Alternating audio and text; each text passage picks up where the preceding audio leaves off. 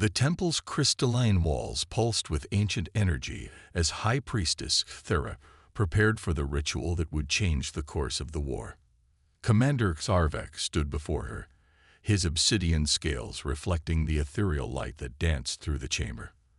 The weight of his empire's expectations pressed down on him harder than the ceremonial armor adorning his massive frame.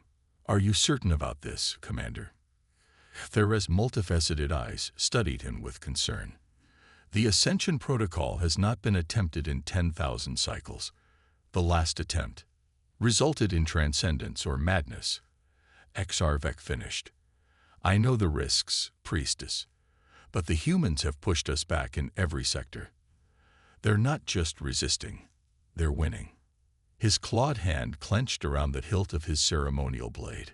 "We need more than superior technology. We need divine intervention." Thera began the ritual, her six-fingered hands weaving patterns in the air that left trails of golden light. The ancient texts had spoken of this ceremony, the fusion of mortal flesh with the essence of the gods themselves. The Empire's scientists had discovered that what their ancestors called divine power was actually quantum manipulation on a scale they still couldn't fully comprehend. As the energy built around him, Xarvek's thoughts drifted to the humans, such a young species, barely spacefaring for 2 centuries, yet they'd managed to halt the advance of the greatest empire the galaxy had ever known. Their ships were inferior, their weapons primitive, but they fought with an intensity that bordered on madness. Where his people calculated and planned, humans improvised and adapted. Where his soldiers fought with precision, humans fought with passion. The first wave of power hit him like a solar flare. Xarvek's body arched backward, his scales illuminated from within by golden light. He could feel every atom of his being rewritten, restructured, elevated beyond mere physical form. The pain was excruciating, but he refused to scream. He was Xarvek, Supreme Commander of the Imperial Fleet, chosen of the gods. He would not show weakness. As the transformation neared completion, alarms blared through the temple complex.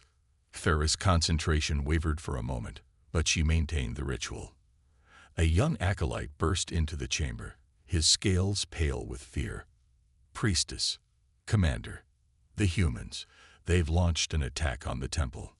Xarvek wanted to respond, to take command, but he was locked in place by the energies coursing through him. Through the haze of pain and power, he heard the distinct sound of human weapons, their crude but effective railguns and plasma rifles. "Impossible," Thera hissed. "This is a sacred site, protected by our strongest shields. They couldn't have." The chamber's massive doors exploded inward. Through the smoke and debris stepped a figure that made Xarvek's newly enhanced senses recoil. It was human, female, wearing some kind of experimental combat suit that seemed to shift and flow like liquid metal. But it was her eyes that caught his attention. They glowed with an inner light that reminded him of the power currently transforming him. "Sorry to crash your ascension party," the human said, her voice carrying an unnatural resonance. "But we couldn't let you have all the fun with godhood." Thera raised her hands, golden energy crackling between her fingers. "You dared defile this sacred place." The human smiled, and reality seemed to bend around her. "Sacred, maybe. But you're not the only ones who found ways to transcend mortality. While you were studying ancient temples, we were pushing the boundaries of quantum consciousness. Project Pyramidus sends its regards." More humans entered the chamber, each moving with the same unnatural grace, their eyes holding the same impossible light. Xarvek could feel his transformation completing, divine power settling into his body like a second skin. But as he looked at these humans, he realized a terrible truth. They weren't augmented by external power like he was. Whatever they'd done to themselves went deeper, was more fundamental. The female human, her combat suit identified her as Chen S., stepped forward. "We're not here to fight, Commander. We're here to show you that divinity isn't something you can steal or borrow. True transcendence comes from within." She gestured, and the air between them filled with shifting patterns of probability and possibility. Your empire thought humans were primitive because we didn't have thousand-year-old temples or ancient rituals. But we had something better, the capacity to evolve, to transform ourselves through sheer force of will and scientific innovation. Zarvek rose into the air, golden energy crackling around him. His voice, when he spoke, carried the weight of centuries. You think your human science can match the power of the gods? Sarah Chen's smile never wavered. Gods? No. We're something the gods never expected. Humans who chose to transform themselves while keeping their humanity intact. The real question, Commander, is whether your borrowed divinity can match the power of human determination. The air between them crackled with potential as two different paths to transcendence faced each other. Zarvek, empowered by ancient technologies his people barely understood, and these humans, who had apparently found their own path to evolution. In that moment, as divine power coursed through his veins, Zarvek felt something he hadn't experienced in centuries of military command. Doubt. Because in the eyes of these transformed humans, he saw not just power, but purpose. Not just ability, but understanding. They hadn't just changed their bodies or enhanced their capabilities. They had evolved while keeping their essential nature intact. The battle that was about to unfold would determine more than the fate of this temple or even this war. It would answer a question as old as consciousness itself. What was the true path to transcendence? The borrowed power of gods, or the endless potential of human evolution? As both sides prepared for combat, the temple's crystals pulsed with anticipation, their ancient energies responding to the presence of two very different kinds of power. The age of gods and mortals was about to end, and something entirely new was about to begin. Golden light erupted from Zarvek's scales as he launched himself at the human intruders. The temple's crystalline walls resonated with the clash of powers, divine energy meeting quantum manipulation in a display that defied conventional physics. Sarah Chen moved like water, reality bending around her as she evaded his attack. Impressive, she said, her voice carrying that strange harmonic that made Zarvek's new senses shiver. But borrowed power has its limits. She gestured, and the space between them twisted. The commander found himself moving through molasses, his divine speed counted by localized temporal manipulation. The other Prometheus subjects engaged the temple guards, their movements a dance of impossible grace. Where Zarvek's newly granted powers felt like a thunderstorm barely contained within mortal flesh, these humans moved as if they had rewritten the fundamental laws of their own existence. High Priestess Cthulhu's voice cut through the chaos. You corrupt everything you touch. The gods granted us their power through millennia of devotion. Golden energy cascaded from her hands, attempting to trap the humans in a web of divine force. Sarah Chen laughed, the sound echoing strangely through probability space. Gods, we studied your divine artifacts. They're remnants of a civilization that discovered quantum consciousness manipulation 10 million years ago. You didn't find gods. You found their abandoned technology. Zarvek broke free of the temporal distortion, his borrowed divinity burning through the laws of physics. He struck at Chen with enough force to shatter a mountain, golden energy blazing from his claws. She caught his attack with her bare hand, and he felt something impossible. She was redirecting his divine energy, feeding it through some kind of quantum loop. Your empire found power and called it divinity, she said, her eyes now blazing with inner light. Humanity found understanding and called it evolution. That's the difference between us, Commander. You're using someone else's tools. We've rewritten our own source code. The battle spread through the temple complex, divine energy clashing with quantum manipulation in ways that left reality scarred. Zarvek found himself facing not just Chen, but his own growing doubts. Every movement of these transformed humans spoke of deep understanding, of power that had grown from within rather than being grafted on from without. Why? He demanded, as they fought through spaces that existed in multiple probability states simultaneously. Why take such risks? Why transform yourselves so fundamentally? Because you left us no choice. Chen's voice carried neither anger nor accusation, only certainty. Your empire came to conquer, believing your divine artifacts made you invincible. We looked at your gods and saw what they really were, quantum engineers who ascended beyond physical form. So we followed their example, but we did it our way. The temple's defenses activated, ancient weapons powered by the same divine energy that now coursed through Katarvek's veins. The humans responded with impossible precision, their quantum-enhanced consciousness allowing them to calculate and counter each attack before it fully manifested. Your empire spent millennia worshipping relics. Chen continued, as reality warped around them. We spent 2 decades understanding them. You see godhood as something to achieve. We see it as a stepping stone to something greater. A massive burst of divine energy from Sarvek cleared the chamber, sending humans and temple guards alike flying. But Chen remained standing, the air around her shimmering with probability distortions. The commander pressed his advantage, calling upon more of his borrowed power, feeling it burn through his body like solar fire.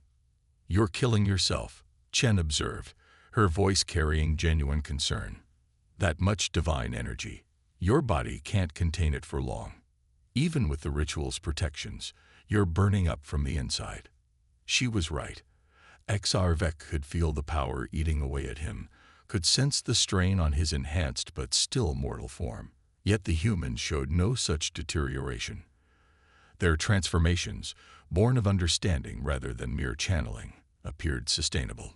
The battle reached a crescendo as both sides unleashed their full potential. Divine energy met quantum manipulation in a display that threatened to tear reality apart. But as the chaos unfolded, Sarvek noticed something remarkable. The humans were not just fighting, they were protecting. Every probability shift, every quantum manipulation was calculated to minimize collateral damage, to preserve life even in the midst of reality-warping combat. Your empire sees power as a means to dominate, Chen said, as she contained another burst of divine energy. We see it as a responsibility.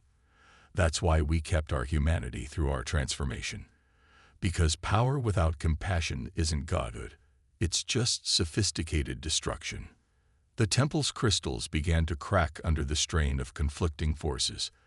Sarvek felt the divine power within him surge dangerously, threatening to break free of his control. He looked at Chen and the other Prometheus subjects, seeing not enemies but a mirror reflecting a different path to transcendence. As alarms blared and reality buckled, both sides faced a choice that would reshape not just this battle, but the future of 2 civilizations. The age of borrowed divinity was ending. The question was, what would take its place? As the temple's foundations groaned under the strain of clashing powers, Sarvek made a decision that would reshape the conflict. With tremendous effort, he pulled back the divine energy surging through his body, letting it settle into a more sustainable flow. The golden light emanating from his scales dimmed to a subtle glow. "Stand down," he commanded his forces, his voice still carrying ethereal harmonics. "Hold your positions." High Priestess Thera stared at him in disbelief. "Commander, you cannot." "I can, and I will. Divine power or not, he was still Supreme Commander. These humans, they're not what we thought they were. And neither are we." Sarah Chen lowered her hands, the quantum distortions around her settling into barely visible ripples in reality. The other Prometheus subjects maintained their defensive positions, but ceased their reality-warping attacks. The temple chamber fell into an uneasy silence, broken only by the crystalline wall's resonant hum. "Your empire has walked the wrong path for millennia," Chen said softly. "You found the tools of gods and thought that made you divine. But true transcendence isn't about the power you wield. It's about understanding why you wield it." Sarvek felt the truth in her words resonating with the divine energy inside him. Every moment he held this power, he understood it better. It wasn't meant to conquer or dominate. The ancient civilization that had created these divine artifacts hadn't been seeking weapons. They had been seeking understanding. "The Council will never accept this," Thera warned, her scales shifting colors in agitation. "The divine power was meant to ensure our victory, to prove our rightful place as the galaxy's chosen rulers. Tell me, priestess." Exarvek turned to her, his enhanced senses perceiving layers of reality he'd never known existed.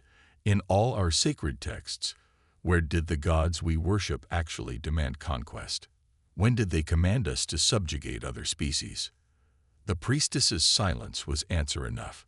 Humanity's Prometheus subjects watched the exchange with interest, their quantum-enhanced consciousness probably perceiving even more than Exarvek's borrowed divinity allowed him to see.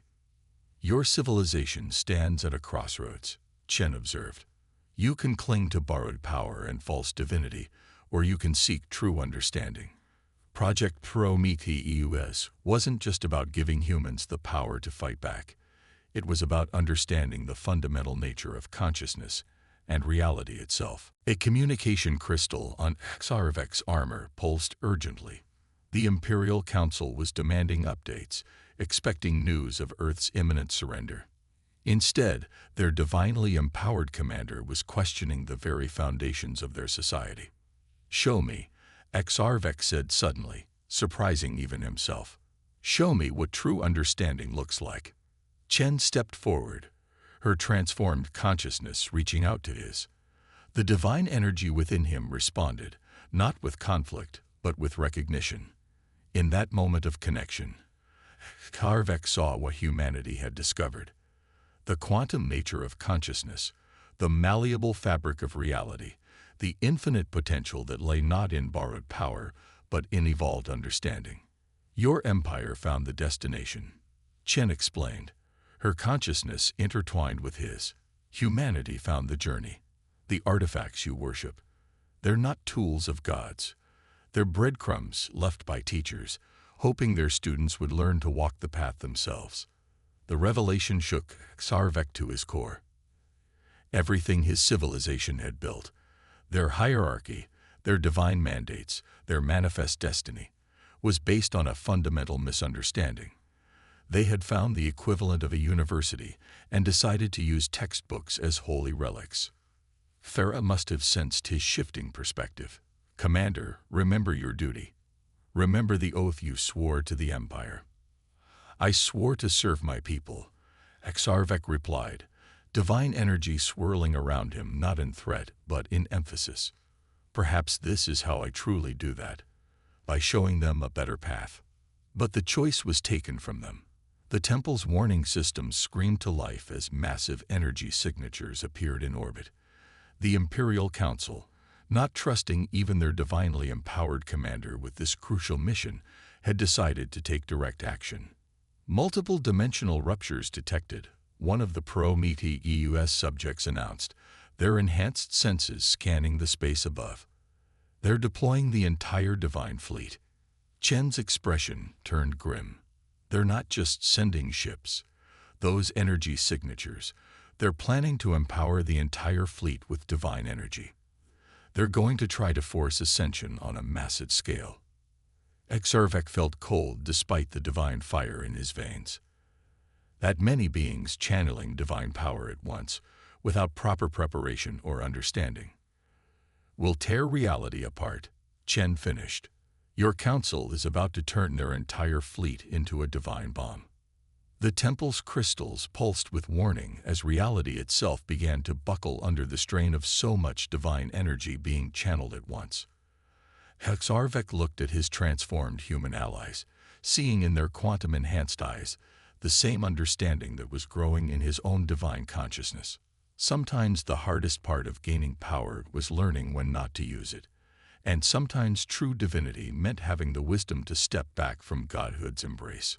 The sky above the temple burned with divine fire as thousands of imperial ships began their transformation. Exarvek could feel it through his own connection to the divine energy, a massive, uncontrolled cascade of power that threatened to unravel the fabric of space-time itself. "Your council doesn't understand what they're doing," Sarah Chen said, her quantum-enhanced senses tracking the catastrophe unfolding above.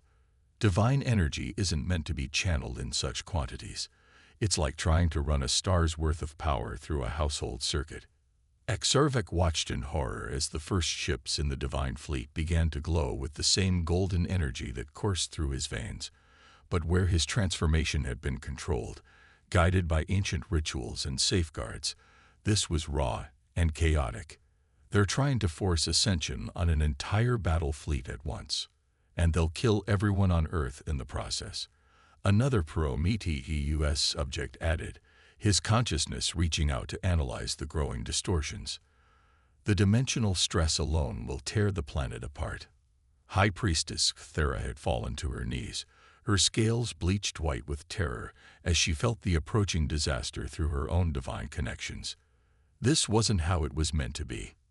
The artifacts, the rituals, they were supposed to guide us, not destroy us.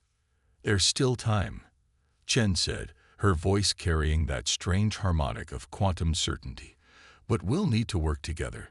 Your divine connection, Commander, combined with our quantum manipulation, we might be able to create a containment field. The temple's crystals were vibrating now, resonating with the massive energy buildup above. Through his enhanced senses, Exarvek could feel the growing instability. Thousands of his fellow warriors were up there, being forcibly transformed without preparation or understanding, their bodies and minds being torn apart by power they couldn't possibly control. Even if we contain it, he growled, the Council will just try again. They've convinced themselves that divine power is their destiny, their right. They won't stop until they've either ascended or destroyed everything in the attempt. Chen's eyes met his, quantum intelligence meeting divine awareness. Then we show them a better way. Your people found the divine artifacts and thought they were the end goal. We found them and recognized them as teaching tools. The ancient civilization that created them wasn't trying to make gods. They were trying to guide others toward understanding. A massive energy surge from above sent everyone staggering. The first ships in the Divine Fleet were beginning to break apart, their hulls warping under the strain of uncontrolled divine power.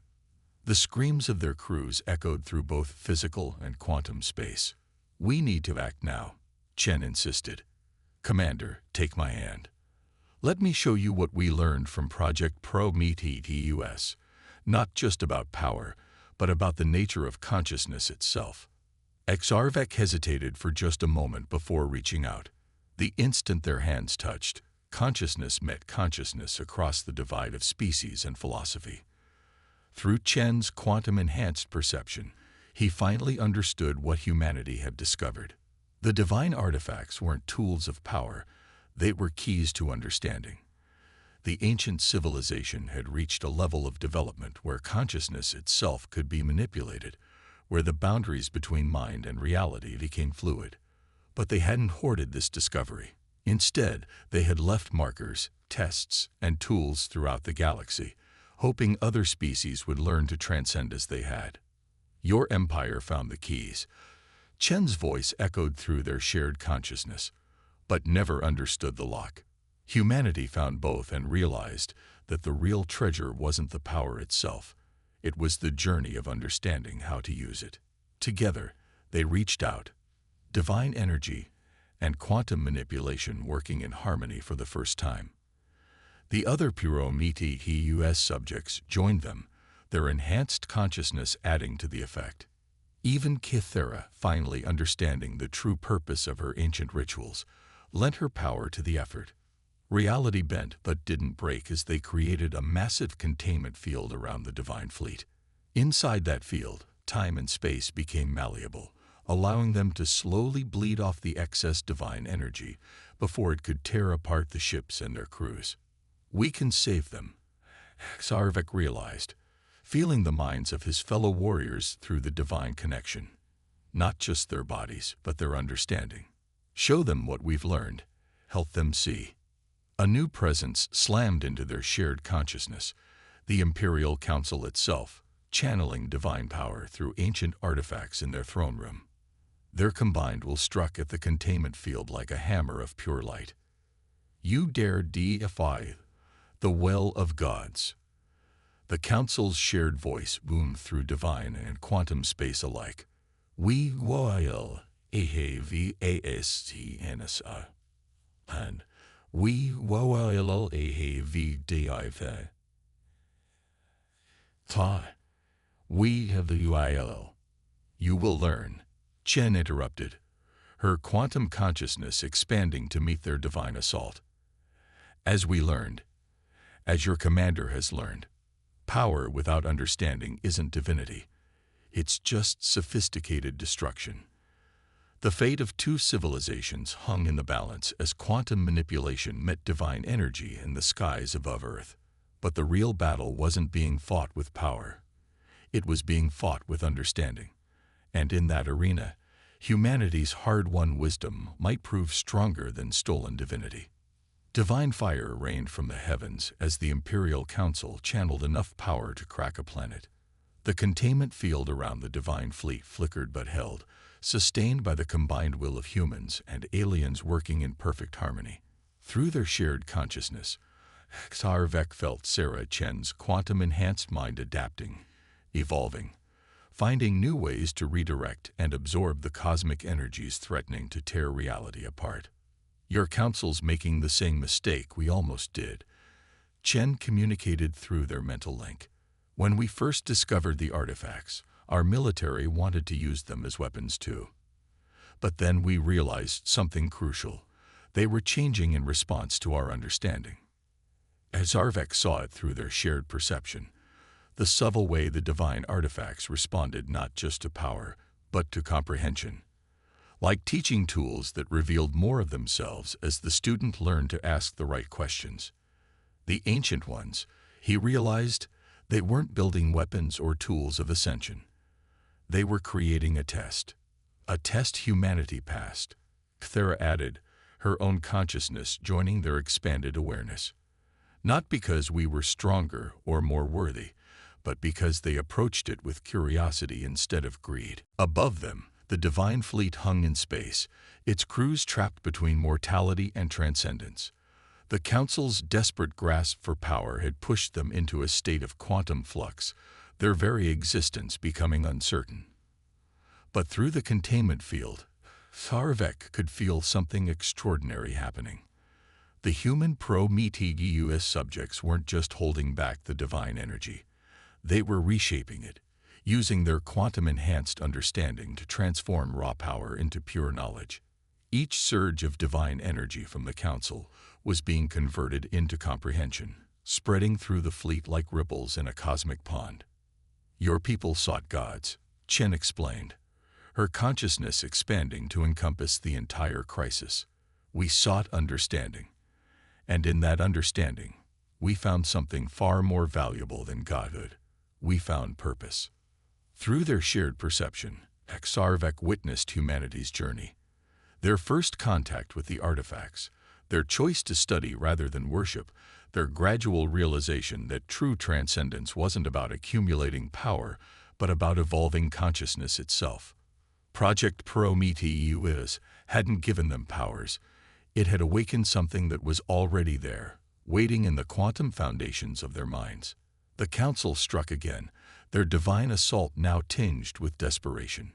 UKNNOTDEMIUS our destiny.